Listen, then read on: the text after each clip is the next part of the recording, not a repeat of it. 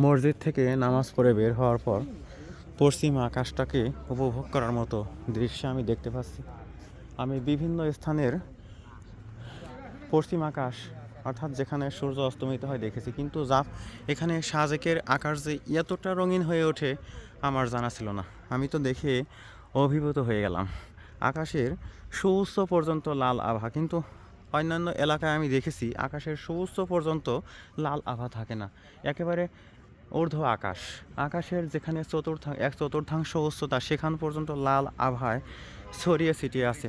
আর যেখানে সবুজ গাছপালা তার উপর দিয়ে বিশাল অংশ জুড়ে একটা কঠিন লাল, অস্থির একটা লাল আভা মায়াময় অবস্থায় লেপ্টে রয়েছে আকাশের সাথে। এ এক অভিনব দৃশ্য। এরকম দৃশ্য আমি দেখতে পাই না কোথাও। আমি তো সাজেক থেকে এই অপরূপ পশ্চিম আকাশের সৌন্দর্য পাহাড় গাত্রে দেখে একেবারে যেন মাথা নষ্ট হয়ে গেল আমার। বন্ধুরা, এরকম দৃশ্য তোমরাও দেখতে এসো। এই দেখো আকাশের চাঁদটা, ওই যে জুম করে দেখাচ্ছি, আকাশে চাঁদ উঠেছে, কি সুন্দর তাই না?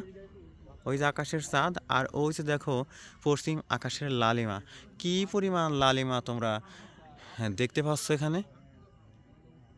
অবাক অবাক করা অবাক করা অবাক করা লালিমা। ওই যে মসজিদটা, মসজিদের পেছন ভাগে এরকম লাল আভা, লাল আভা বন্ধুরা, লাল আভা। কি মায়াবী, কি মায়াবী, কি মায়াবী একটা পরিবেশ এখানে তৈরি হয়েছে। আশা করি এই ভিডিওটুকু তোমাদের ভালো লেগে থাকবে। আমি মোহাম্মদ রফিকুল ইসলাম। তোমরা যারা আমার ভিডিও দেখো তারা অবশ্যই দু কলম লিখবে ভিডিও কেমন লাগলো, আর ভিডিও কি করলে ভালো হবে সে সম্পর্কে দিক নির্দেশনাও আমাকে দান করো। এ কামনায় এখানেই বিদায় নিচ্ছি।